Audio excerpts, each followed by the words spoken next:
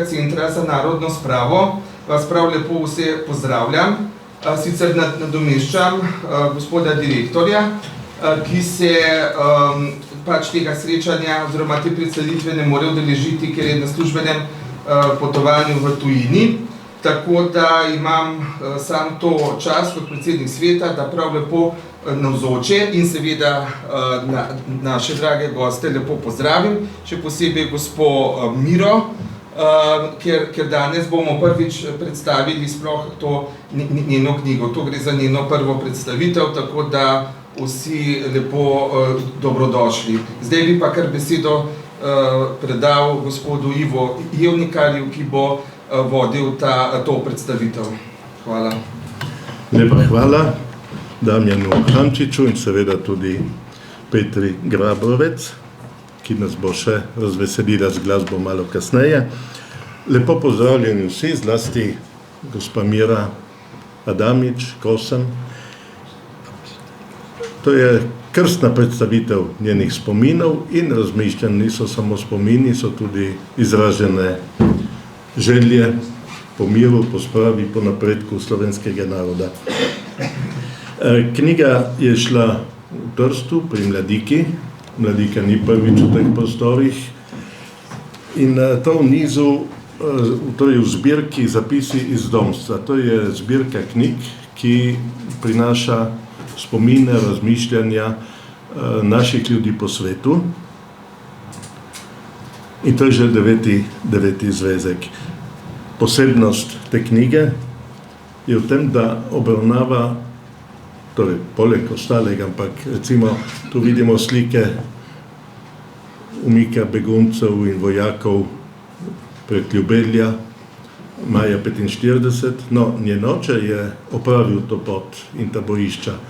Medtem ko je sama z mamo in z ostalimi člani družine se pridružila očetu v Clevelandu v Združenih državah 10 let kasneje. In ta zgodba o teh ločenih družinah, o uživljanju, torej najprej o življenju v domovini, v domačih krajih, v neravno prijaznih okoliščinah v prvih 10 povojnih letih in potem uživljanje v čisto nove domovine, kot se glasi naslov ene razstave, ne? To je redko obravnavano v naši publicistiki, v naših knjigah in mislim, da avtorica izjemno lepo, zelo čustveno, ne vem, če se sme še danes reči, ampak z veliko žensko občutljivostjo vse to prikazuje. Sama je, kot veste, med vami je veliko tudi njenih sorodnikov in znancev. Sama je doma iz Sodržice na Dolenjskem. Ko se je leta 1955 znašla v Clevelandu in začela vse znova, brez poznavanja jezika, brez šole in tako dalje, se je vključila v slovensko skupnost, v kateri je še vedno zelo dejavna, zlasti veste, da v Clevelandu danes sta osrednji središči dve slovenski župniji, Sveti Vid in Marija Vnebovzeta, ona je pri Mariji Vnebovzeti. In potem je tako zbirališče Slovencev, tudi takih, ki sploh ne govorijo več slovensko, ampak gojijo slovensko zavest na slovenski pristavi, ne? Precej zunaj mesta, za naše razmere, za njihove je čisto blizu, ne? Ampak od začetka je bila v dramskih skupinah, v zboru Korotan, z njim tudi gostovala v Sloveniji, prej v zamejstvu, ko je bila še doma diktatura, pozneje tudi v matični Sloveniji, tudi v Cankarjevem domu, zlasti ko je šlo za obletnico povojnih pobojev in začetka begunstva. Torej vse to se v tej knjigi lepo preliva skupaj z zgodbo njene družine, začetne in potem ameriške družine in s temi željami, ki jih izraža že naslov Pozdravljena zemlja. To je rdeča nit celotne knjige, to je naslov neke poezije, ki je postala nekakšna himna Korotancev v Združenih državah in o tem bo že sama povedala, kako je od prvih začetkov v Ameriki do danes ta poezija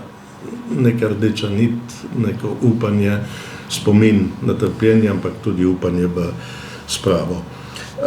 Jaz bi zdaj prosil Marto Keršič, tukaj iz tega študijskega centra, da nam pove, zakaj je ravno ta inštitut pravšnji prostor za krstno predstavitev te knjige. Bomo sicer predstavili še ta teden knjigo tudi v domači Sodržici, ampak tukaj se začenja pot te knjige in Marta nam bo znala povedati o gostoljubnosti, ki sem jo tudi sam okusil, marsikdo tukaj v Clevelandu pri družini Mire, ampak tudi o tem, kako je pomagala inštitutu oziroma centru pri raziskovanju naše preteklosti in kako je tudi nastala knjiga, pri kateri je bistveno sodelovala Marta.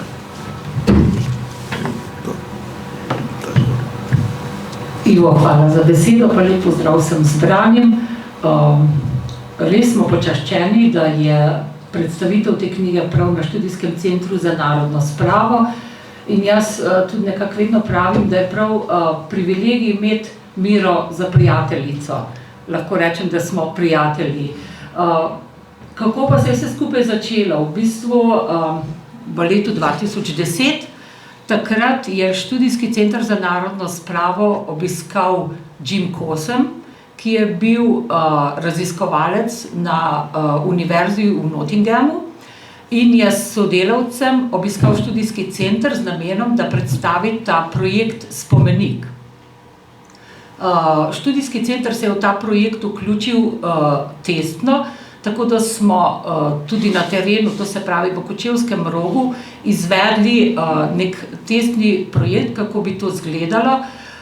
In od takrat naprej se je začelo tudi sodelovanje z Miro, kajti kmalu smo izvedeli, da je Jim potomec slovenskih staršev, Marjana Kosem in Mire Adamič, rojene, poročene Kosem.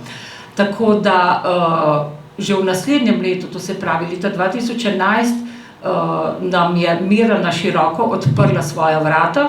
Takrat smo se tudi prvič videli v živo. V Ameriko smo se odpravili sodelavke Študijskega centra za narodno spravo, dr. Mateja Čauh-Klarnik, dr. Jelka Piškorič in jaz. In bile res deležne ene velike gostoljubnosti. Jaz tako povem, da se mi je zdelo, da živim v najboljšem hotelu, ker to ni bilo samo prenočišče, tukaj se je čutila ena človeška sprejetost, toplina, nek pravi dom. Tako da smo ji bile takrat neizmerno hvaležne. Plus tega, da nam je zelo pomagala pri tem, da nam je odpirala tudi vrata ostalih domov. Preko nje smo takrat v dobrem tednu uspeli posneti skoraj 20 pričevalcev, različnih, to se pravi med Slovenci, med slovensko skupnostjo. In ta pričevanja smo kasneje s pridom uporabile pri oblikovanju zakladnice spominov, to je spletna stran, kjer so objavljena pričevanja. Potem so bila večkrat objavljena v oddaji Moja zgodba na Radiu Ognjišče. Uporabili smo jih tudi v znanstvenih člankih, v različnih prispevkih, na konferencah. Zgodba Mire in njene družine pa se je ponujala kar sama od sebe, da bi jo predstavila tudi v knjižni obliki. Tako sva s sodelavko Jelko leta 2016 izdale, bom rekla, eno knjižico z naslovom Jaz vem, da sem Slovenka, v kateri sva opisali begunsko pot družine Adamič. Dvojezična. Tako je, knjiga je bila dvojezična, prav tudi zaradi nekako želje slovenske skupnosti, da se ta problematika predstavi tudi mlajši generaciji, mogoče tudi tistim, ki slovenskega jezika niso bili več tako vešči. Tako da od takrat naprej pa lahko rečem, da se je sodelovanje nadaljevalo. Mira s sestro Pavlino je naslednje leto obiskala Slovenijo, imeli smo eno luštno pa lepo predstavitev tudi v Sodražici in prijateljstvo traja še vedno. Lepa hvala. No, prej omenjeni Mirin sin Jim je danes Ljubljančan sa svojo družino. Sedi tukaj in je ravno danes srečal Abrahama, to lahko povemo, ne? Ja.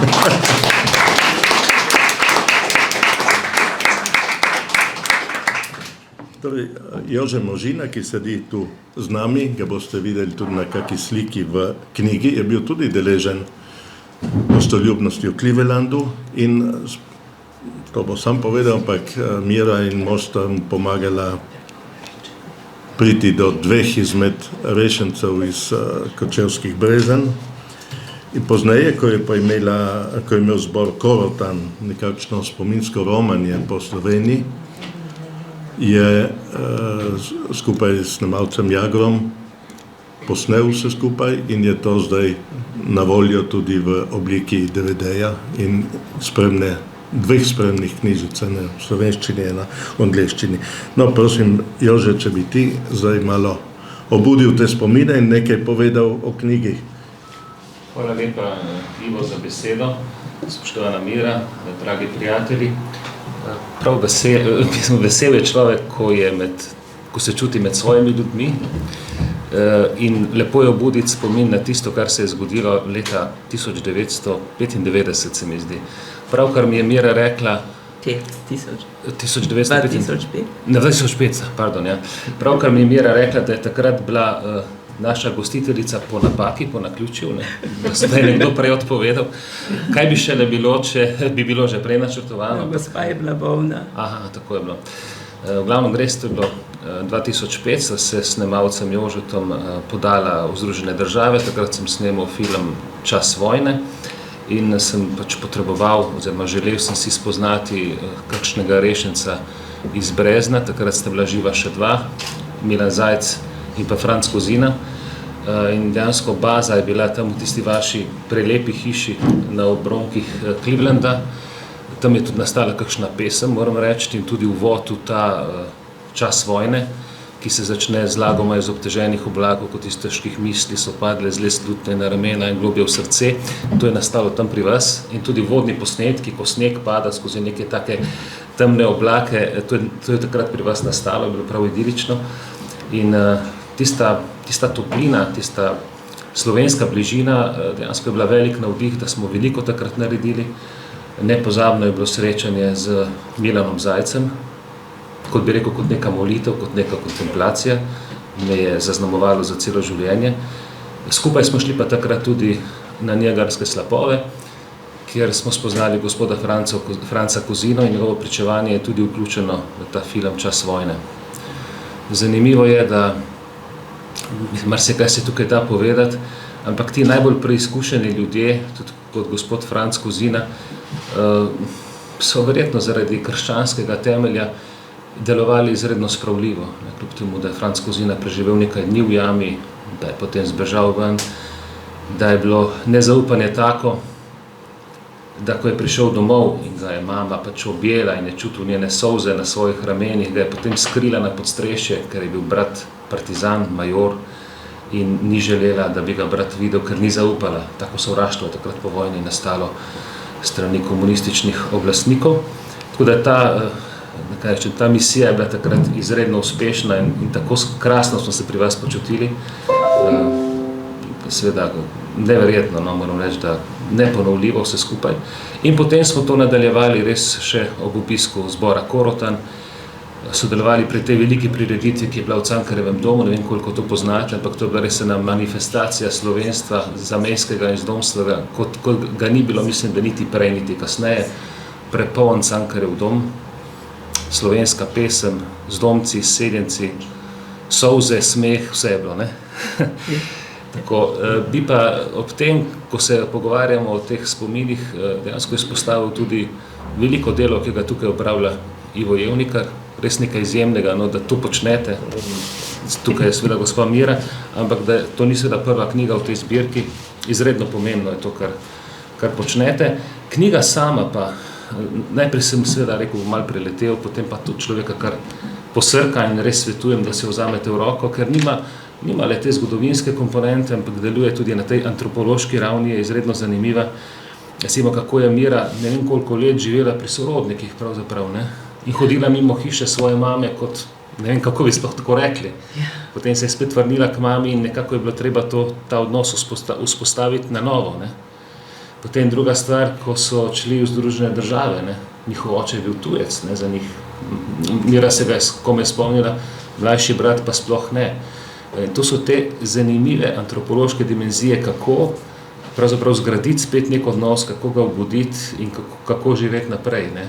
In kakšne preizkušnje so te generacije dale skozi in nekako obstale, seveda ob vseh težavah, ki so jih normalno tudi imeli, če primerjamo z današnjimi časi, ko gre malo nekaj narobe in je vse narobe, ne. Tako da je tudi knjiga lahko en učbenik, kako se človek prebija skozi življenje na nek pozitiven način.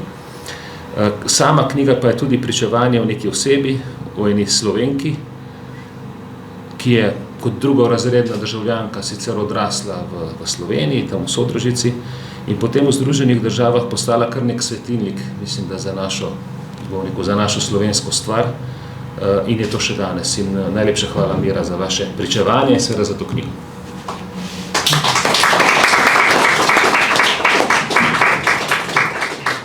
Preden damo besedo Miri, bi prosili še za glasbeni utrinek.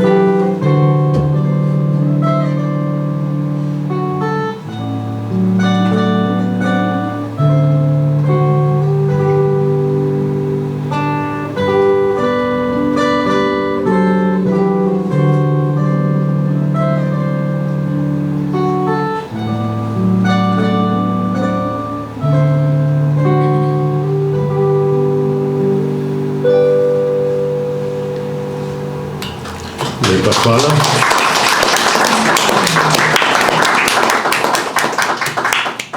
Zdaj pa je na vrsti avtorica. In bi predlagal, da začnemo kar pri naslovu, ne? Sem rekel, da je ta naslov Pozdrav na zemlji, rdeča nit celotne knjige, ampak tudi življenja v bistvu, ne? Ja. Prosim. Tako sem se jaz počutila, ko smo začeli vaje pri Korotanu.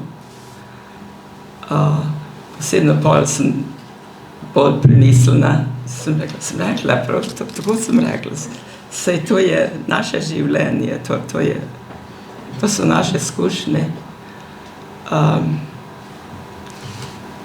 In ta pesem besedilo te pesmi me je popolnoma prevzelo, tako da, povem tisto naprej? Naprej. Ko je postala Slovenija neodvisna, sem tako rekoč popolnoma ponorela.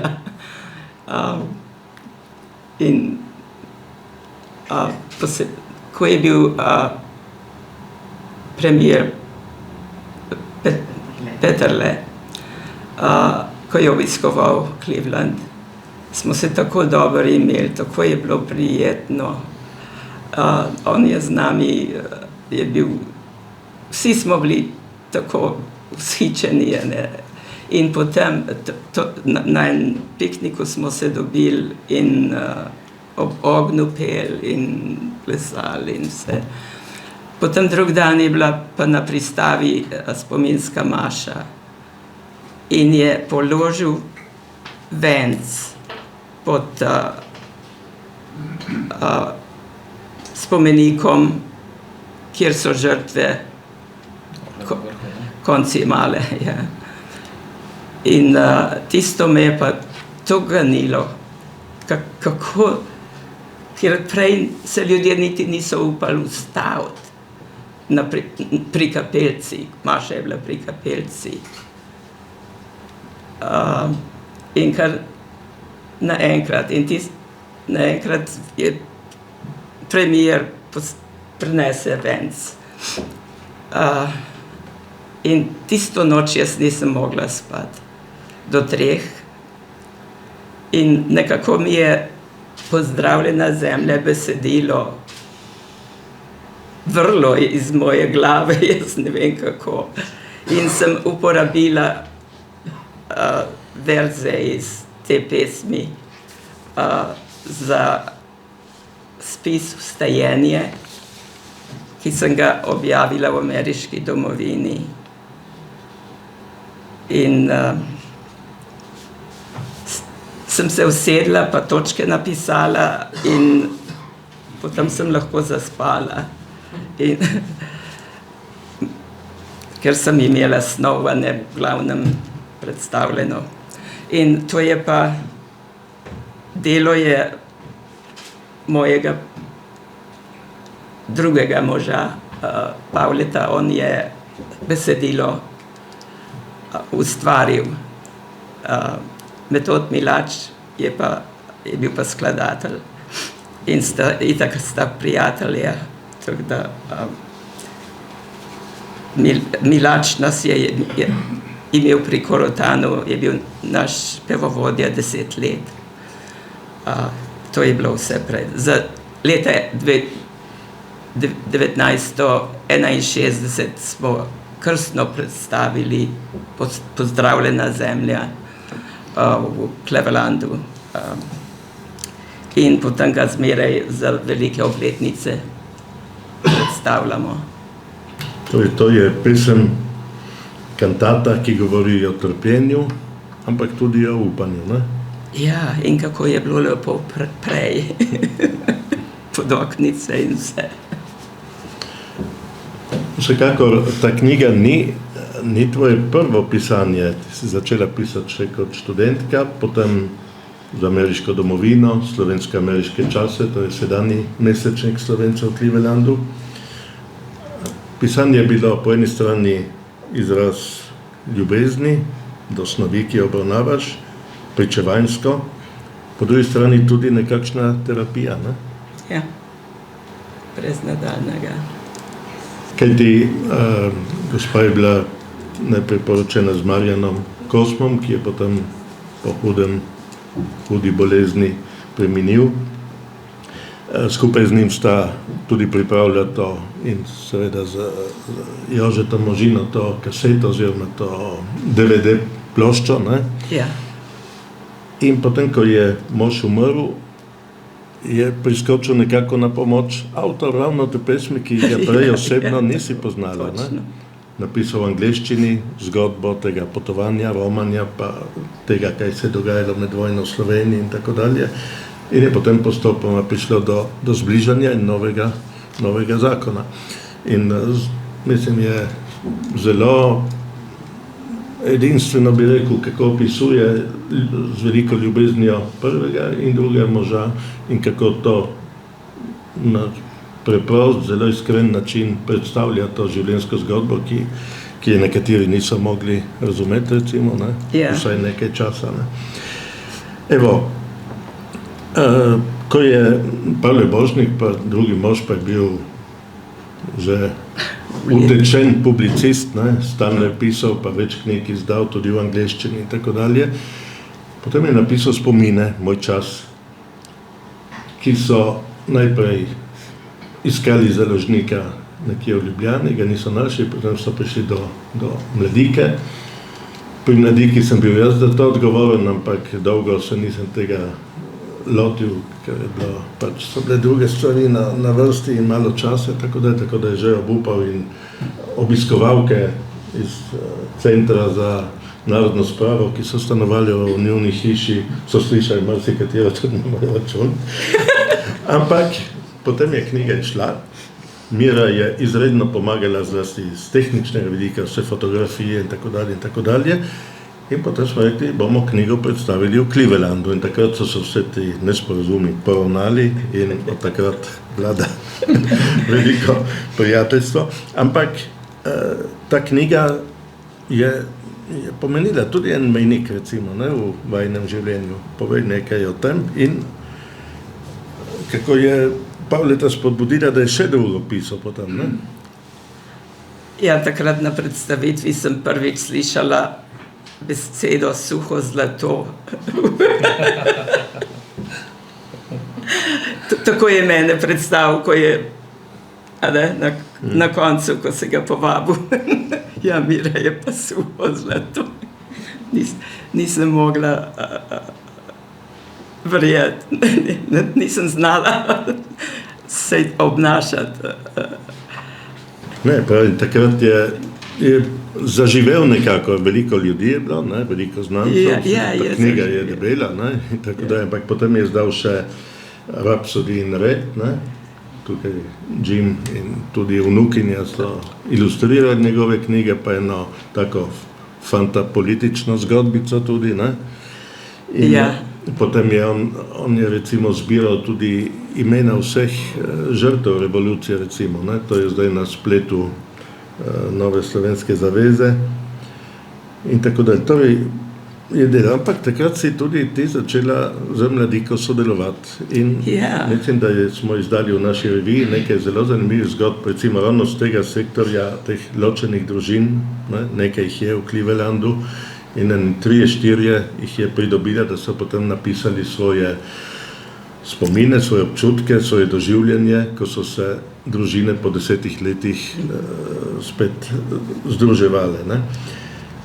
Tako da je iz tega potem nastala zamisel, gospa piše zelo dobro, zakaj ne bi razširili to v neko knjigo in je potem, kako je do te knjige prišlo. Ja! A je Rozina tle, tukaj? Je tam. Me nisi objela. Sledi tu.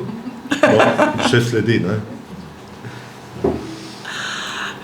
Ja, to je pa zgodba naključja. Njo sem srečala, pred menoj je sedela na avtobusu, ko smo se vrnili iz Kočevskega Roga, ker smo imeli spominsko mašo in tako. In smo začeli pogovor, pol pa prav, a poznate Pavleta Borštnika? Sem rekla, ja, tako, oddaleč. Ker takrat ga res nisem dobro poznala. Ampak pol je bila še enkrat, je pa prišla uradno, mislim, zbirati arhive. In smo se vozili skupaj, ne? Ja. Pa pri nas je bila nekaj na obisku pol tudi. In takrat sva se s Pavletom začela poznavati. In on ni rad več vozil, ni rad avto vozil več. In sem jaz takrat vozila na sestanek, naprimer, ki smo ga organizirali za njo. Ja. Zbiranje gradiva za Narodno ja. in univerzitetno knjižnico. Ne? Ja, in moram reči, da takrat ljudje še niso zaupali. Toliko časa po vojni, pa niso bili tako zaupljivi. In zato sem vplivala, da so, ko je Andreja Valič predlagala, da bi prišli v Cleveland, sem tebe predlagala, ker si bila, ker si imela naše sosede v družini, no. Sem vedela, da pa ogromno ljudi je iz Šentjošta, tako da je pomagal. In res boljše ste bili sprejeti, veliko boljše kot je Rozina, nažalost, to me je naučil in sem vesela, da se je vsaj nekaj naprej zgodilo. Ampak praviš, da je ona vplivala na nastanek knjige. Ja. Ja, povej.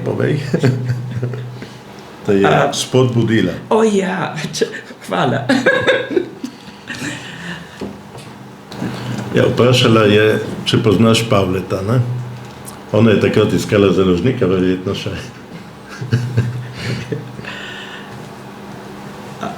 No, v glavnem Rozina mi je za Božič pisala. Predlanskem je bilo, mislim. In me je navdušila, da bi pisala o mojemu življenju.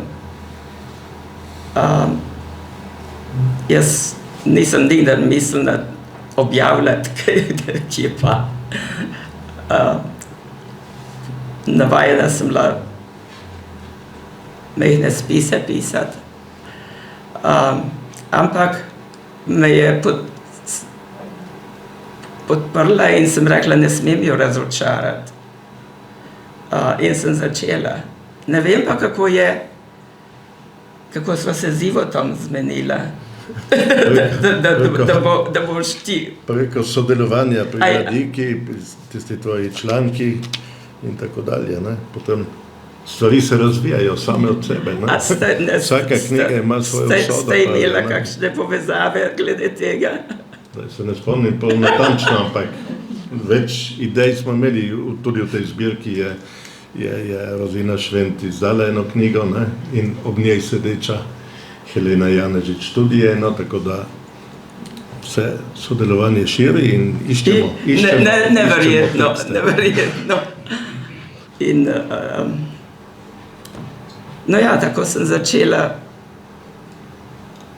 spis za spisom in ga pošiljala temu človeku in trepetala, kaj bo rekel. Ni bilo hudega, ne? Ne, ni bilo hudega. Posebno, kadar si rekel izvrstno. No, prvi del je to življenje še v domovini, ne? Sodražica. Ja.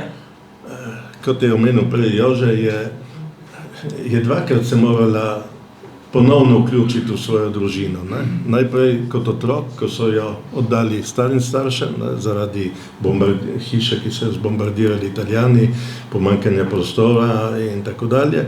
Pozneje še v Ameriki. Mogoče še en spomin na to Sodražico in potem študij v Novem mestu, pa odločitev za pridružitev očetu. Ja, imam 9 let izobrazbe v Sloveniji. Zadnje je bilo v Novem mestu na učiteljišču. In tisto leto je bilo zame mučno, ker prvič imeli smo izpite za vstop na učiteljišče. In jaz sem mogla delati popravni izpit. In sem bila zelo žalostna, ker mojo sosedo, prijateljico, sva skupaj šle na testiranje. In ona je lepo izdelala, jaz pa nisem. In v tistem času je bilo že govora, da bomo šli v Ameriko. In sem si mislila, saj ni treba, da grem nazaj, ampak pol sem pa premislila, kaj pa, če bodo spet nagajali.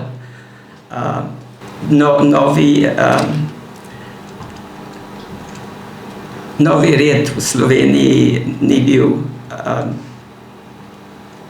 ni podpiral, kaj še. Tudi življenje otroke. V zavodu ni bilo prijetno, ne? No, veliko smo enostavno, največ se je šlo zaradi cerkve, ker je bilo, jaz sem bila katoličanka, verna katoličanka. Večina nas je bilo ampak so nam povedali, da bomo izključeni,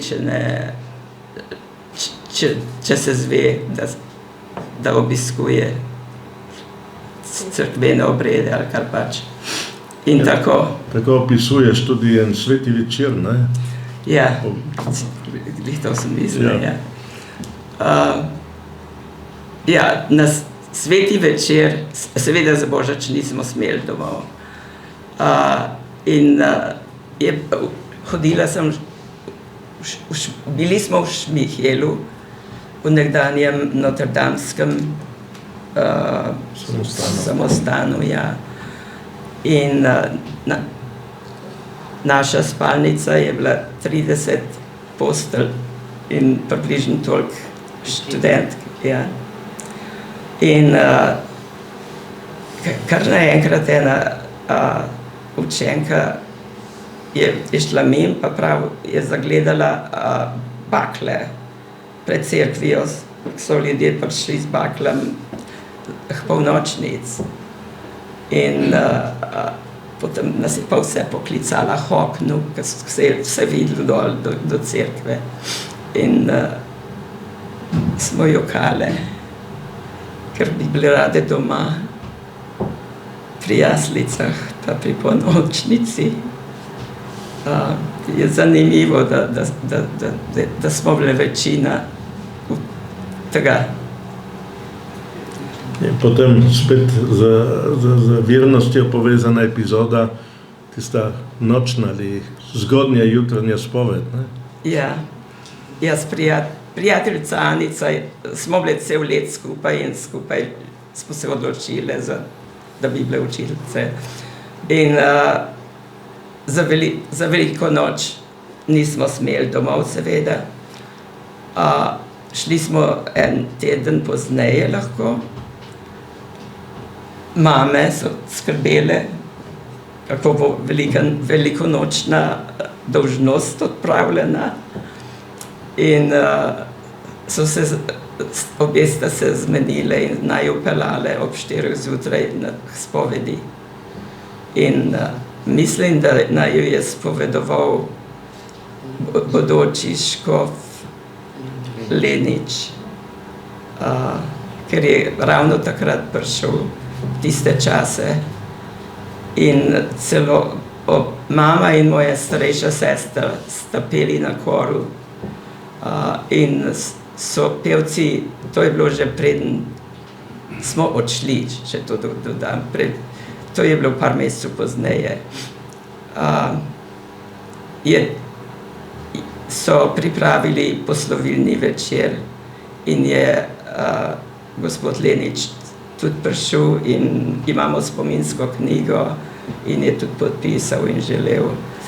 In poleg tega je pa oddal moji mami pismo za škofa Rožmana, ki je šel že po 45 leta v begunstvo. Ja, in je v Clevelandu, ne, takrat? Ja, v Clevelandu je gostoval, ja, pa hodil tudi v Argentino in je bil dokler je bil zdrav, je obiskoval vse slovenske skupnosti. In Lenič je nekaj izročil zanj? Ja, Lenič je pismo izročil za škofa Rožmana, ker je vedel, da je v Clevelandu.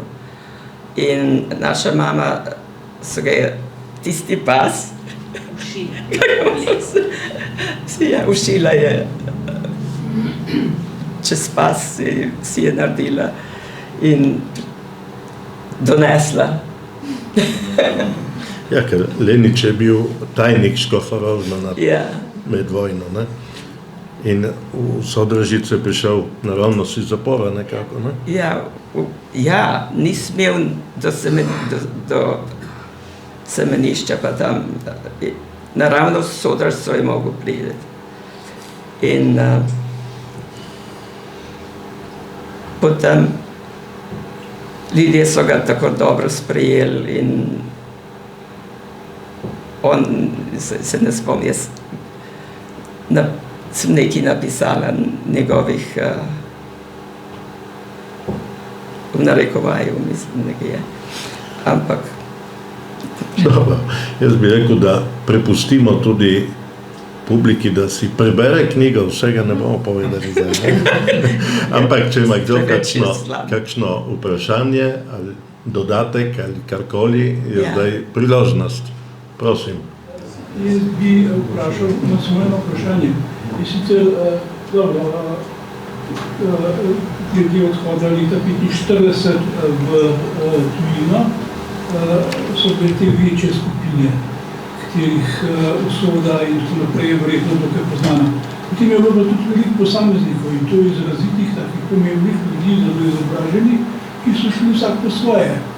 In je za par takih primerov, vem za dva moja sorodnika, ki sta bila prej uveljavljena obrtnika in tako sta šla pač, nista hočela, da bi zdaj njihove obrti, s katerimi, z razvojem, katerih so se imeli desetletja, kar tako podržavali in bi bila ona dva samo delovodja ali kaj takega, ali še to ne. No, skratka, ti veliki še takih ljudi, ki so šli samostojno po svetu in so danes čist neanonimni. Jaz sem saj za 3-4 moja sorodnika, pa za več zelo izobraženih ljudi, ki so šli in se v njih praktično nič ne ve. Tako da na tem tudi tole področje, ki ga omenjam, pač priporočil kot eno področje pozornosti. Da se ne govori samo zmeraj o teh večjih skupinah, ki so bolj ali manj poznane, pač pa o teh posameznikih, ki so bili izjemno pozitivni ljudje.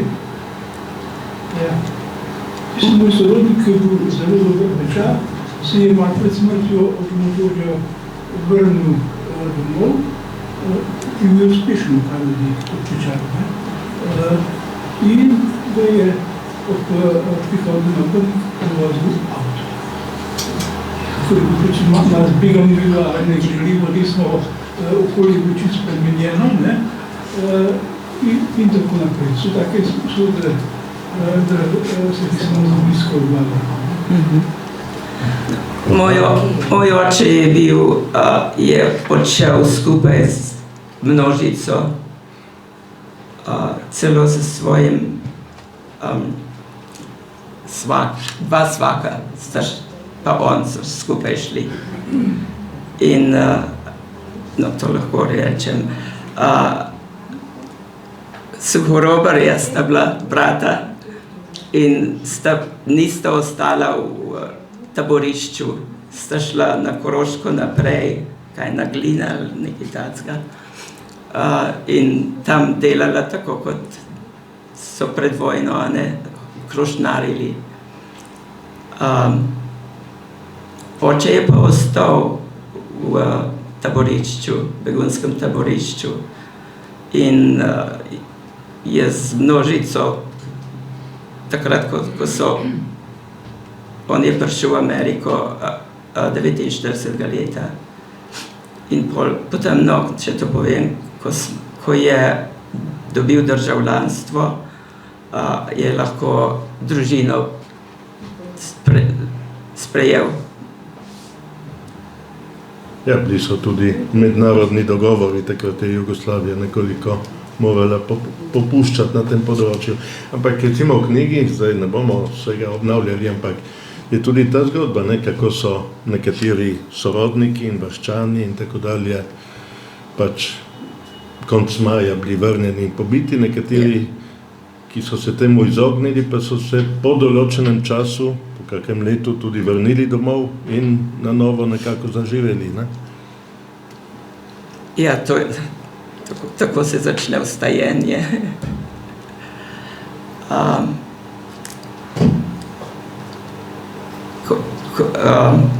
Moj stric je imel prijatelje med tistimi, ki so bili vrnjeni in dva fanta sta bila celo sorodnika Pšeničevi. Člana 17 članske družine, ja. In sta bila dvojčka. In moj stric, njen oče, je rekel, fantje, ne vrnite se, počakajte, da se umiri. In pol je eden brat je rekel, kamor je Vinko šel, tam grem tudi jaz. Takole so umirali. Naprimer, poznam Lekanove od Anuške. Oče je svojega je bil že pripravljen gor na tovornjaku. Pa ga je oče povlekel dol. In ga je rešil, je bil naš sosed, tako rekoč, tisti bil že Lekan. Tako. Dobro. Je še kdo? Prosim. Peter Bergan sem jaz. Gospa, vi ste končala medicino v Ameriki. Ja, medicinska sestra sem postala, ja. To se pravi, da ste dokazala, da se vendarle da doseči marsikaj, kar verjetno vaše generacije, ki so ostale tukaj, niso mogle, zato ker so bile zaznamovane. Verjetno, samo vprašanje, če bi ostala v Sloveniji, mislite, da bi lahko dokončala to, kar ste v Ameriki? Glede na to, da ste bila zaznamovana. Verjetno lažje kot na učiteljišču. Jaz sem bila 47 let stara, ko sem zgotovila in postala registered nurse. Šolska sestra. Ne, sestra. Medicinska sestra. Medicinska sestra, ja. Hvala. Prosim. Samo ena stvar, že prej kolega Ivo je omenil te zgodbe ponovnih zbliževanj družin po 10-letnih ločitev. Vi ste šli 55 čez prvo zelo, ste šli v Ukrajino. Ko vas je oče na zadnje videl, ste bili majhna punčka, ko ste prišli tja, ste bili najbolj živahna najstnica. 16, ja. Kako je oče sprejel te punce, ki ste bili čisto drugačne, kot ste bile? To je pa dobro vprašanje. Kako je ta pot ponovnega zbliževanja in vezanja teh družinskih vezi potekla? Težko, prva leta je bilo težko. Ja, ojoj. Ja, on je bil med starimi, ne, mislim, ni bil živahno mladino. In tistega ga je zelo motilo v začetku. Pol pa še lahko rečem, ko smo prišli, pa se je zjezil, pa je rekel, vas so vse komunisti pokvarili. Tako smo se potem počutili, no ja, tam smo bili drugorazredni, tle pa tudi nismo. Ampak se je polagoma, smo se vsi vdali in precej časa vzame, da se privadiš, ja.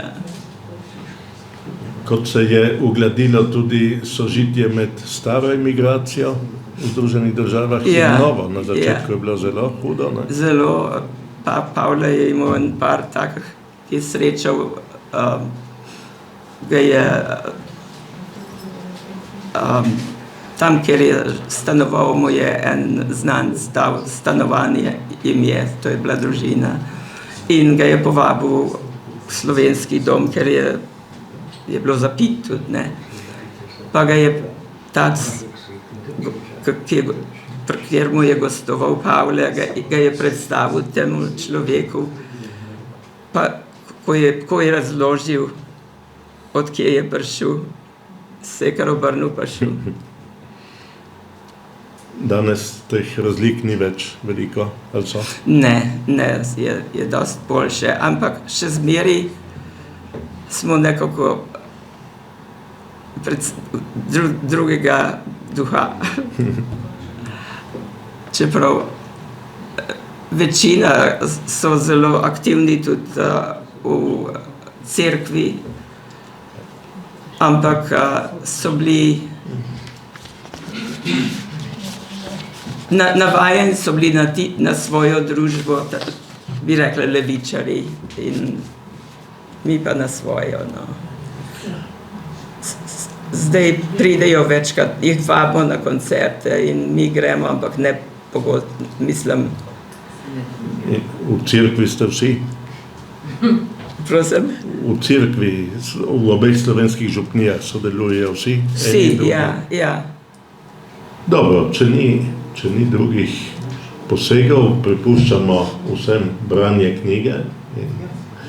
Če hočete poglobiti snov, lahko pridete še v petek v Sodražico, ker bomo v rojstnem kraju predstavili knjigo, tam nekako ob 19. uri v župnijskem domu.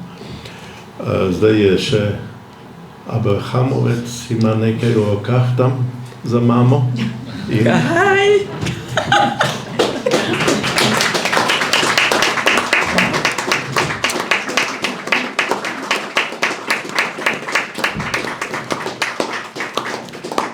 Gospod Petro.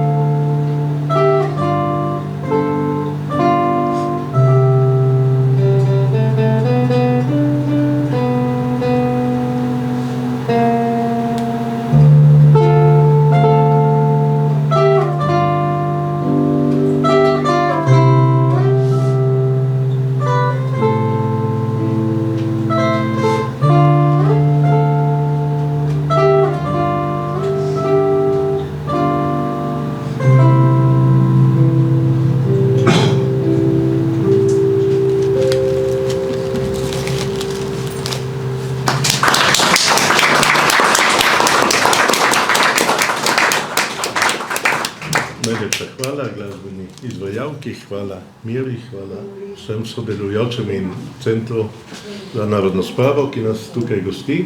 Hvala vsem vam.